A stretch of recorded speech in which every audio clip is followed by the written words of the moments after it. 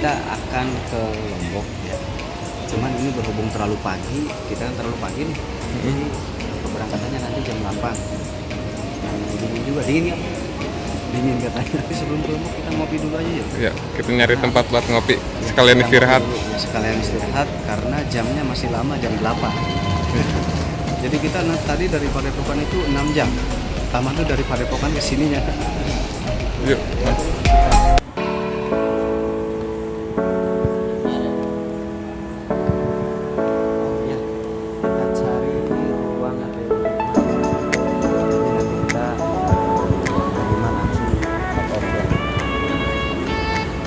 Kita sekarang menuju ke ruang B5. Ya. B5, belok. B5 belok ya. Sini. Ya. Jadi kita ke sebelah kanan. Nah, sini.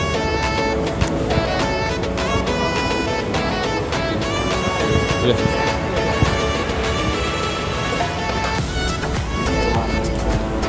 Tunggu. Istirahat. Ini ruang istirahat, banyak yang istirahat juga.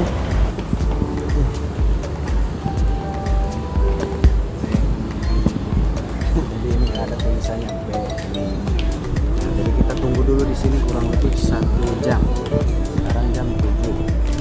Jadi kita jam 8:15 menit. Oh, apa?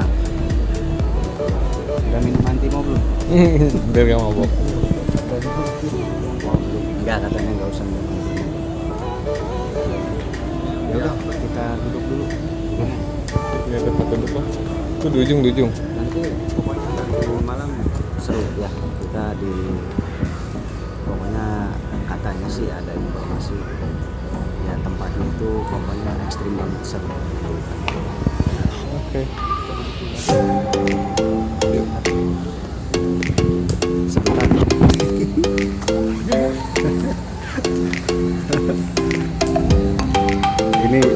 ini Ari ya. Ini yang selalu mendampingi kita. Paling sering kalau Maepod itu seringnya apa ya? Sering numpang eksis doang. Dia kalau megang kamera jarang-jarang tapi sering eksis. Nah, ini jarang eksisnya Ari. Ya udah, kita lanjut lagi.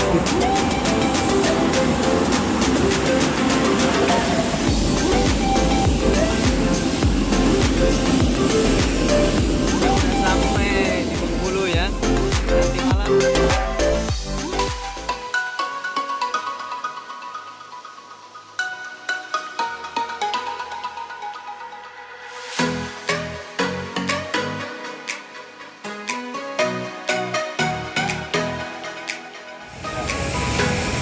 Kita akan ke rumah saudara kita juga ya.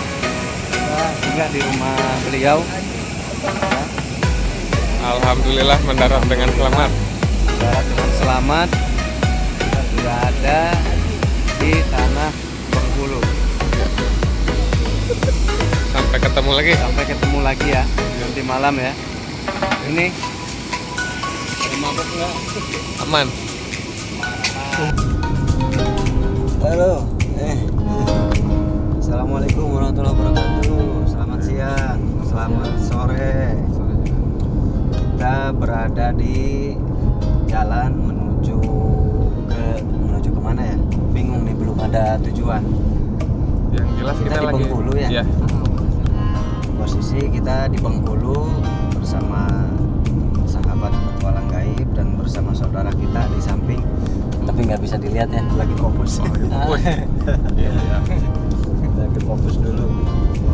Soalnya nggak ada yang bisa bawa mobilnya nih. jadi supir dadakan. Ya, nanti kita akan mencari lokasi yang bisa dicari tahu keterangan atau dicari tahu informasinya ya di daerah Bengkulu ini. Mudah-mudahan menemukan lokasinya ya. Ya. Gitu. Jadi ikutin terus ya. Jadi ikutin terus dong. Nih di belakang nih selalu ngikutin.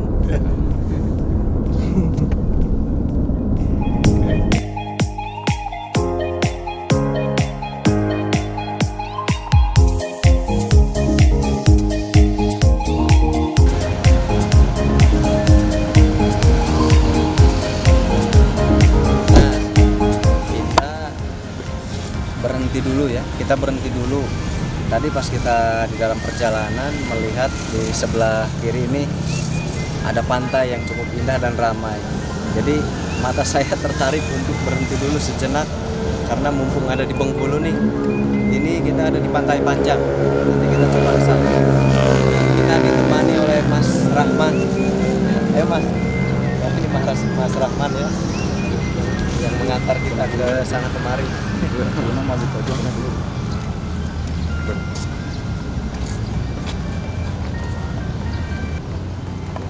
Ini sebetulnya masih darah-darah Jawa juga sahabat, bukan asli Bengkulu ya, cuman menetap lama di sini. Nah ini pantai Panjang namanya ya.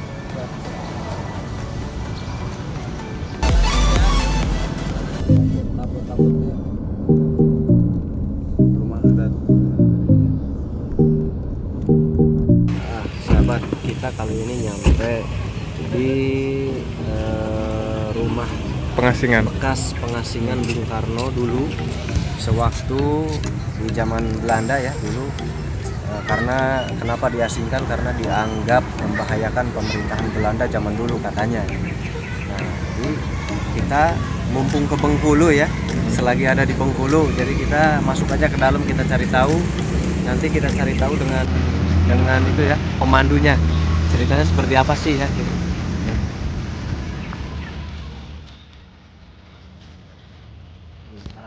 Ada namanya ya.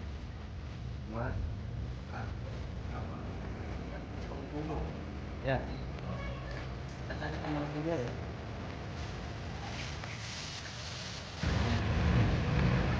Ternyata memang tempatnya cukup luas ya. Jadi untuk zaman dulu sepertinya ini termasuknya layak ya, mewah termasuknya kalau zaman dulu. Kita coba.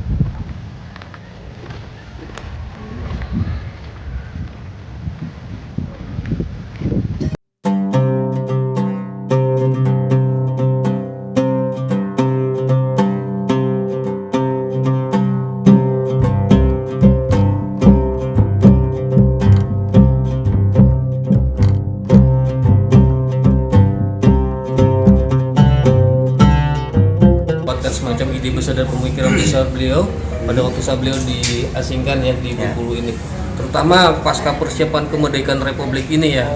Ya karena di sini beliau dari 1938 sampai 42.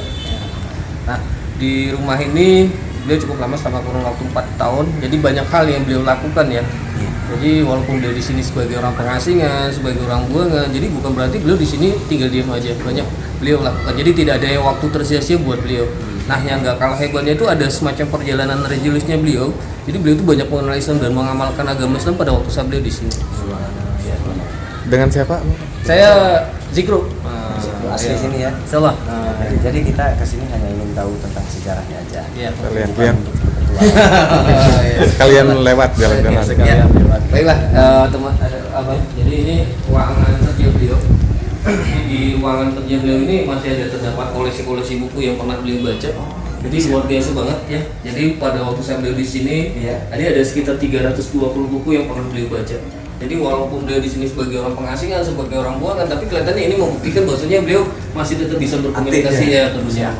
Nah, yang gak kalah hebatnya begini, ini sampai-sampai bimbel perjanjian lama tuh beliau baca. Jadi walaupun beliau seorang muslim taat tuh, tapi kelihatannya beliau juga paham dari segi ajaran agama beliau memahami ya. Nah, sebenarnya dari sekian banyak buku yang pernah beliau baca ini bacaan utama beliau itu Al-Quran. Nah, kalau Al-Quran itu menceritakan masa lalu, sekarang dan akan datang. Jadi memang beliau seorang tokoh yang luar biasa lah. Jadi ilmu religiusnya, ilmu agamanya dalam. Iya benar. Ilmu kepemerintahannya juga luar biasa. Iya, sampai sampai musik juga beliau musik beliau diajar. Jadi itu membuktikan kalau beliau seorang seniman juga gitu. Oh iya ya. Luar biasa. Ternyata pola pikirnya berbeda dengan kita mungkin. Jadi memang beliau selain di Bengkulu, pada waktu saya itu beliau pernah di ND, di Belas Kaki Prapat dan Medok ya. Jadi ada beberapa daerah yang pernah beliau tinggalnya atau diamnya pada waktu saat zaman kolonial Belanda itu gitu ya. Jadi memang ada yang lainnya peninggalannya di sini? Jadi di sini tuh ada ya selain buku ada tempat tidur, tempat itu dan ceritanya ada sepeda yang pernah digunakan beliau dan lama kita sekali di bawah. Ada sepeda juga. Ya. Oh ini sepedanya pernah Iya. digunakan oleh beliau. Iya, jadi dalam aktivitas beliau di luar rumah beliau pakai VT. Ini sepedanya sahabat lihat. Masih rapi ya. Iya. Mesinnya pun masih cukup kokoh ini kalau Iya. digunakan pun masih kuat. Ya, nah yang luar biasa banget ini foto beliau pas pertama kali datang ke kota ini. Terus beliau itu tanpa menggunakan PC atau kopiah. Jadi memang leader atau powernya beliau itu terdapat kalau ketika beliau menggunakan PC atau kopiah. Jadi kalau kondisinya kayak ginian, tidak semua orang bisa mengenal sosok beliau. Iya. Ini foto waktu zaman Ya, dulu. pas pertama kali beliau datang ke kota ini atau di rumah ini. Ya. Nah, ini kursi yang pernah digunakan. Ya, jadi disinilah beliau ceritanya mendiskusikan tentang masa-masa pergerakan dan perjuangan beliau lah pada waktu saat beliau di Bengkulu. Di banyak hal yang beliau bicarakan di sini. Jadi luar biasa asbab musyawarah itu bisa memerdekakan negeri ini. Jadi apapun kendalanya kalau masuk dalam musyawarah orang mencuri juga dia musyawarah. Di sini Selalu mau ada. ada. Selalu ada jalan keluar Iya, kalau kita betul. berkumpul bermusyawarah. Wah, benar. Nah, iya enggak kalah hebatnya begini. Jadi di kota kita ini ada beberapa rumah warga dan tempat ibadah itu merupakan hasil karya beliau. Nah, ini masjid ini beliau desain. Ya. Nah, selain beliau desain juga beliau menjadi salah satu promotor dalam pembangunan masjid ini. Nah, pertama sih orang daerah jadi promotor ya, nggak Ya. terisasi. Jadi ketika beliau ambil alih, jadi kayaknya hampir seluruh masyarakat kota ini memberikan sumbangsinya. Yang hebat itu kan beliau itu bisa membuat orang tuh bisa berbuat ya, jadi seorang motivator banget gitu. Bisa bergerak dan bisa Nah, ya, jadi selamanya masyarakat itu adem ayem, jadi bisa dikomponis dengan semangatnya, apalah dengan cara apa yang beliau sampaikan kepada orang tersebut. bisa memotivasi Iya. masyarakat bisa bergerak. Ya, Padahal mengendalikan masyarakat itu sulit sekali. ya. Nah, inilah kamar beliau. Nah, ceritanya memang beliau pada waktu saat beliau di sini, beliau tidak hanya sendiri, jadi beliau ditemani keluarga dan kerabat. Jadi ada istri beliau sebelum Bu Fatmawati, yaitu Ibu Inggit Ganasih. Nah, ceritanya 20 tahun pernikahan Bung Karno sama Bu Inggit kan dari karunia anak ya. Nah, ceritanya Bung Karno sama Bu Inggit ngangkat anak Rana Jomi dan Kartika atau Sukarti. Angkatnya. Ya, terus pada waktu saat itu Bu Rana Jomi itu temenan atau sahabatan sama Bu Fat. Jadi memang pada waktu saat Bung Karno biasanya di kota ini atau di rumah ini, jadi hampir setiap hari juga Bu Fat main ke rumah ini. Ya, karena Bung Karno juga kan ya itu dia ceritanya kan buat semacam pusat kegiatan remaja di rumah ini. Semacam gelanggang remaja lah. Nah, ini juga caranya beliau pada waktu saat zaman itu untuk menyampaikan semua aspirasi politik beliau. Jadi ini baju kostum perkumpulan teater atau taunil yang bernama Monte Carlo. Jadi banyak pesan-pesan politik beliau sampaikan dalam bentuk pertunjukan sandiwara teater lah. Jadi yang gak kalah hebatnya itu beliau tidak hanya sebatas pada waktu tulis naruhnya. Jadi kadang beliau menjadi pemeran dari pertunjukan ini. Gitu. Jadi memang sangat luar biasa. Senimannya Iya, yang luar benar. biasa ya, jaga seninya juga. Ini lukisan? Oh, Bu Fatmawati. Nah, sebenarnya nama Fatmawati ini pemberian dari nama Bung Karno. Nama beliau itu aslinya Siti Fatimah. Oh ada nama asli. Iya, benar Siti Fatimah. Berarti Muslim ya Siti. Iya, iya benar. Jadi beliau seorang dalam organisasi ke Muhammadiyah apa yang pada itu Asia. Nah, jadi seorang pengurus Asia juga. Nah, Bung Karno kan ceritanya di sini dia menggunakan organisasi Muhammadiyah itu kan sebagai media pergerakan dan perjuangan beliau pada waktu saya beliau di sini. Nah, di rumah ini juga sangat luar biasa karena di rumah ini juga ceritanya Bung Karno pernah ngadain semacam kongres Muhammadiyah Sumatera. Jadi pada waktu saat itu dihadiri tokoh-tokoh besar Muhammadiyah lah kayak Buya Hamka, kayak Jimas Mansur dan lain-lainnya. Di sini. Iya di rumah ini. Oke, next kita pindah ke kamar sebelah. Nah, ini yang hebatnya. Jadi ini kata-kata mutiara dari Bung Karno. Jadi memang pemahaman berbangsa dan bernegara yang diajari sama pendiri bangsa sama yang kita pahami sangat jauh berbeda. Nah ini kan kata-kata mutiara yang sangat kita terkenal yang beri aku 1000 orang tua di saya dicabut Semeru dari akarnya, beri aku 10 pemuda di saya mengguncang dunia. Jadi memang pemuda dari zaman dulu sampai sekarang memang ya salah satu yang diandalkan bangsa-bangsa atau negara-negara seperti itu. Nah, ini permasalahan zaman Bung Karno dulu di era kejatuhan beliau pernah ini. Nah, perbadakan permasalahan bangsa kita gitu sekarang juga kadang biasanya lebih domain dihadapin dengan ini gitu. Jadi pada waktu saat itu kan memang Bung Karno bukan tidak punya kekuatan atau dukungan, tapi beliau menghindari perang saudara daripada perang saudara, mendingan beliau mengorbankan diri beliau sendiri. Jadi perjuanganku lebih mudah karena mengusir penjajah. Perjuanganmu lebih sulit karena melawan bangsamu sendiri. Jadi maksudnya untuk kita. Kalau semasa beliau mengusir penjajah mungkin mudah karena orang itu juga asing ya, jadi mudah dipahami. Tetapi perjuangan kita menurut beliau akan lebih sulit karena melawan bangsamu sendiri. Itu agak sulit. Gitu. Bukan agak sulit, lebih sulit. Gitu. Ya, oke, next kita ke belakang. Oh, masih ada ruangan? Nah, di belakang ini ada bangunan belakang. Jadi ada bangunan yang terpisah difungsikan sebagai dapur, kamar mandi dan gudang. Nah, di sini ada terdapat sumur tua. Nah, kita boleh nyoba untuk cuci muka. Jadi motivasinya, harapannya, jadi setelah dari pengasingan Bung Karno ini, mari kita bangun mimpi untuk membangun negeri ini yang akan lebih baik. Jadi sesuai cita-cita para pendiri bangsa lah. Jadi kata Bung Karno itu, bermimpilah kamu setinggi langit, bila jatuh di atas bintang bertebaran. Jadi memang zaman dulu Bung Karno bangun mimpi secara nalar pada waktu zaman itu kan nggak mungkin lah gitu kan, 3,5 abad lebih di baja pokoknya bisa keluar dari kemerdekaan. Tapi ya beliau tidak lompong lah, tapi ya beliau berusaha mungkin untuk bisa memerdekakan negeri dan republik ini. Oke.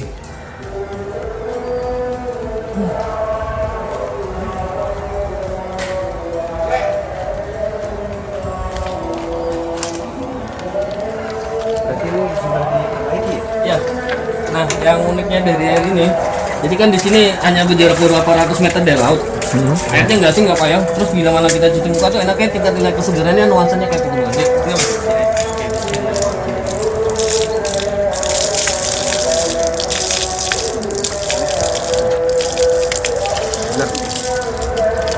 Jadi rasanya nggak ada asin. Jadi normal seperti air di daerah kita. Karena ini dekat ke laut ya. Dekat sekali ke laut. Tapi airnya normal. Dan rasanya seperti merek yang terkenal.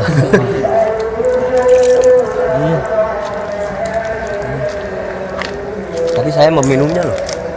Enak pasti.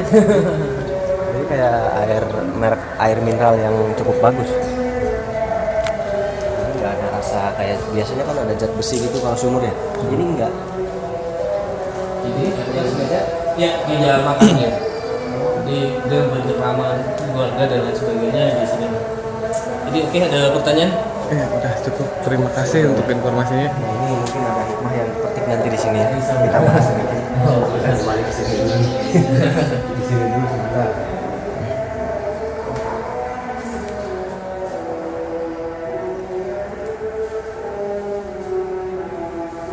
Ini kata-katanya luar biasa. Beri aku 1000 orang tua, niscaya akan kucabut Semeru dari akarnya. Beri aku 10 pemuda, niscaya akan kuguncangkan dunia. Ya. Kalau untuk beri aku 1000 orang tua, ya. Nah, beri aku 10 pemuda. Jadi di sini kalau kita gali itu hikmahnya dalam sekali. Ya, intinya dengan 10 pemuda niscaya akan kuguncangkan dunia. Tapi dengan beri aku 1000 orang tua, nah itu kan harus ada 1000. Jadi bukan berarti kita tidak melihat cara kerja orang tua, tapi kita lihatnya mungkin seperti ini. Ketika anak muda, pemuda ya, itu memang itu adalah bibit ya untuk menjadi lebih dieksplor lagi dari segi pengetahuan dan lain-lain. Jadi 10 pemuda saja sudah cukup kalau dari semenjak dini sudah dipupuk gitu ya. Bisa mewakili ribuan masyarakat. Jadi intinya 10 pemuda itu sangat berharga jika kita arahkan dengan baik. Gitu. Jadi untuk kita kaula muda ya, sebaiknya mulai dari sekarang kita belajar untuk memahami dunia ini, untuk memahami kehidupan ini. Jangan sia-siakan masa muda kita. Gitu. Kita contoh dari Bung Karno ini luar biasa. Dan ada juga nih negara ini, Republik Indonesia bukanlah milik suatu golongan, bukan milik suatu agama, bukan milik suatu kelompok etnis, bukan juga milik suatu adat istiadat tertentu, tapi milik kita semua dari Sabang sampai Merauke. Ini di sini berarti kalau kita petik lagi, intinya negara ini milik kita bersama. Jadi kita harus bisa berdampingan meskipun berbeda-beda seperti poin-poin tadi ya. Kita harus selalu berdampingan, bersaudara. Karena intinya kita saudara satu Indonesia ya. Dan ini yang paling menarik saya ini, perjuanganku lebih mudah karena mengusir penjajah, perjuanganmu lebih sulit karena melawan bangsamu sendiri. Nah ini agak pedas ini kalau dikaji. perjuangan Bung Karno itu musuhnya terlihat jelas ya, dari bangsa asing kita jelas. Tapi perjuanganmu, Bung Karno berkata kepada kita generasi sekarang ini, jadi akan lebih sulit melawan bangsamu sendiri. Nah, karena zaman sekarang tuh banyak koruptor ya, banyak sekali koruptor yang ya menghabiskan uang masyarakat. Nah, hati-hati dengan Anda koruptor, pasti ada balasan dari Tuhan, dari Allah Subhanahu wa taala. Jadi pemuda generasi sekarang perdalam ilmu pengetahuan juga ilmu agama ya. Kita lihat Bung Karno dari zaman dulu itu pendidikannya masih gimana ya, tapi bisa sebesar itu. Apalagi kita di zaman seperti ini, serba ada, fasilitas serba ada, seharusnya kita bisa melebihi beliau ya. Kita jadikan tuntunan motivasi dari beliau. Semoga kita generasi sekarang bisa lebih menyatukan lagi bangsa kita, bisa lebih memajukan lagi negara kita ya. Semangat. Kebetulan nih lagi masih 17 Agustus nih ya. Itu masih 17 Agustus, jadi masih berkobar jiwa muda kemerdekaannya. Merdeka.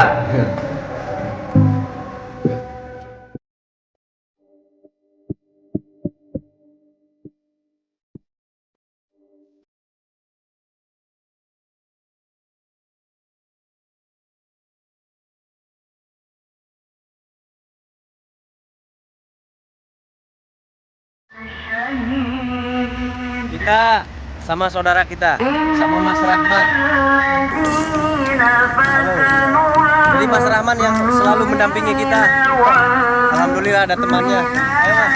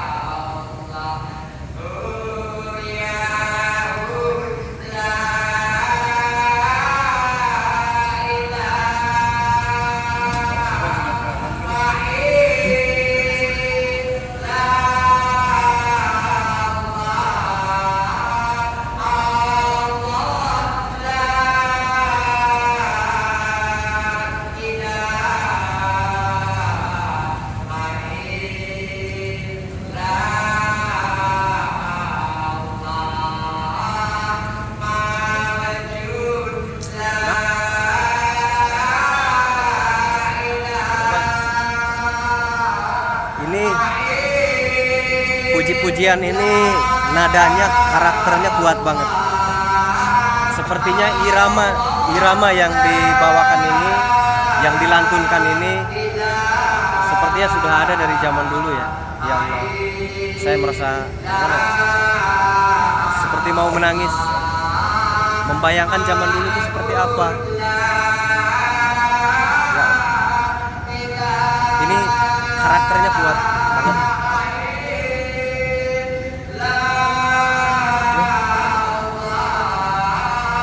Kita lanjut perjalanan. Kita lanjut aja yuk. Saya malah mau menangis, terharu. Kita lanjut aja yuk. Saya kayak mau nangis ya.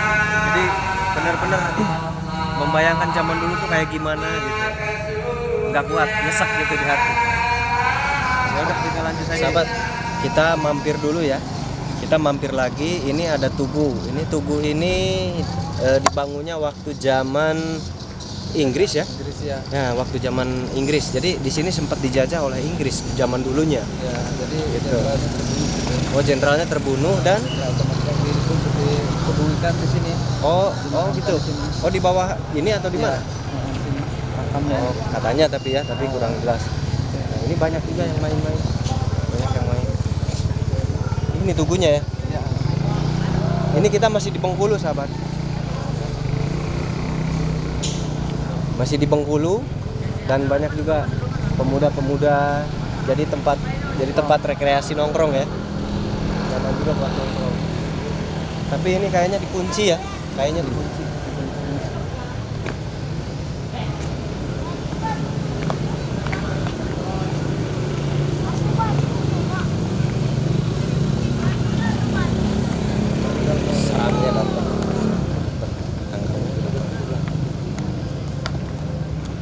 Oh ini tugu aja, ini tugu aja. Ini gembok ya. Ini bekas apa dulunya yang nggak ngerti ya. Jadi dalam itu hanya lingkaran aja, lingkaran kosong. Hanya lingkaran kosong, lalu ini dikelilingi besi ya, seperti sel. Jeruji, kayak jeruji. Jeruji ini ya. Kayak sel gitu. Tapi nggak tahu dulunya bekas apa itu nggak ngerti ya. Soalnya kok begini ya. Sepertinya bekas ruangan ya. Ada Seperti namanya bekas di ruangan. depan, coba kita lihat namanya. Oh ya, depan ada. Ini juga ada rumah zaman dulu.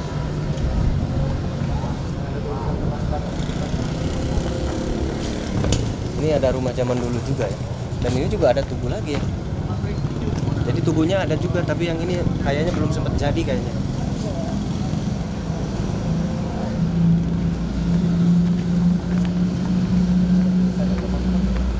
Tadi ada, oh ini juga ada, belah sana juga sama. Ini tugunya ada lagi tuh. Sama ada. Jadi sepertinya tuh waktu membangun yang ini mungkin kayaknya mau bangun lagi nggak diteruskan mungkin ya. Ini ada pelang namanya, kita coba cari tahu ya. Ini sejarah loh untuk kita. Ini ilmu wawasan untuk kita. Ini sepertinya. Oh ini ada namanya. Namanya bahasa Inggris ya. Tugu Thomas Parr. Bukan Mas Parr ya, Thomas Parr. Ya udah, gitu aja. Kita lanjut lagi ya. Selagi ada di Bengkulu, kita putar-putar dulu yuk, sahabat. Biar sahabat juga tahu Bengkulu itu seperti apa. Ternyata di Bengkulu itu banyak sejarah, banyak sekali sejarah. Itu wawasan untuk kita. Ayo kita lanjut lagi. Selamat malam sahabat. Kita nih kali ini mampir lagi nih di salah satu benteng. Benteng ini sejarahnya dulu adalah waktu zaman penjajahan Inggris sahabat. Itu kata menurut orang sini gitu, tapi saya belum tahu pasti ya. Tapi menurut orang sini ini waktu kerajaan Inggris sahabat. Jadi waktu perangan. Jadi di dalam benteng ini ada penjara-penjara katanya. Cuman kita nggak bisa masuk karena udah malam, udah tutup ya. Sudah tutup. Jadi untuk sahabat yang ingin berwisata, ingin tahu sejarah-sejarah di kota Lombok, di kota Bengkulu ini Bengkulu ya, saya selalu salah menyebut kota ini, mohon maaf. Di kota Bengkulu ini banyak sejarah peninggalan masa zaman Inggris ya, gitu. Jadi banyak sekali kaitannya. Jadi dalam ini banyak penjara, ada lorong-lorong kecil katanya ya, dan lihat suasana mistiknya kental sekali ya di sini. Ini ada tangga juga ya. Sepertinya ini dari belakang, tapi sayang kita nggak bisa masuk karena sudah tutup, sudah malam. Jadi untuk Anda yang ingin berwisata, ingin lebih banyak menggali wawasan tentang sejarah, Anda bisa datang ke sini di Bengkulu ini ya, banyak sekali.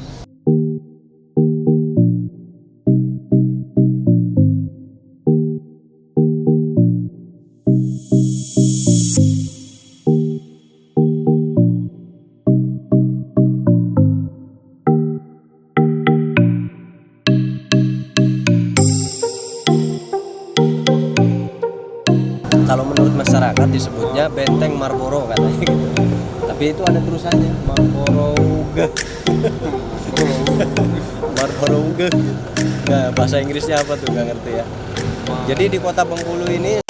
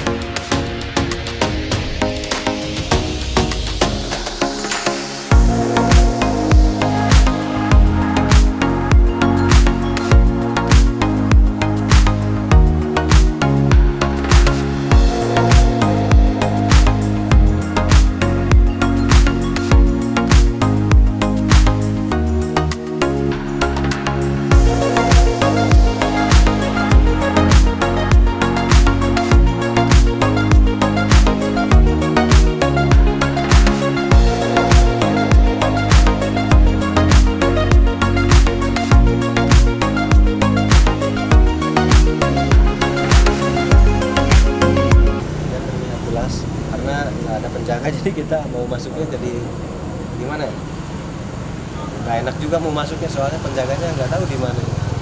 Kebetulan lewat aja kita. Katanya ini pejuang zaman dulunya, pejuang dan juga penyebar agama Islam kalau nggak salah katanya, dengar-dengar dari masyarakat.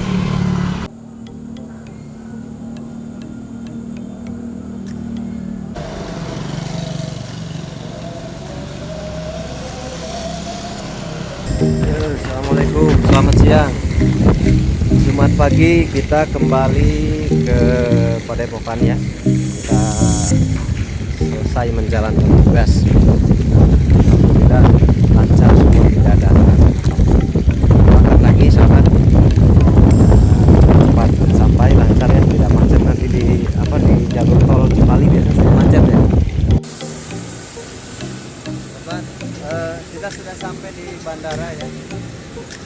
Kita langsung aja lah menuju Padepokan karena nanti besok kita ada pertemuan. Setelah itu kita mau berangkat lagi ke Tegal ya. Jadi masih banyak jadwal. Dari Tegal berangkat lagi ke Palembang. Doakan biar sehat ya.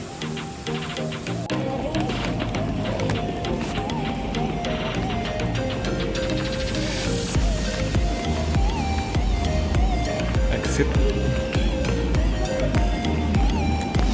Akhirnya sampai juga, akhirnya kita lelah juga ya. Alhamdulillah selamat tuh. Jadi kita duduk dulu karena di luar panas. Kita cari musola dulu sebentar ya.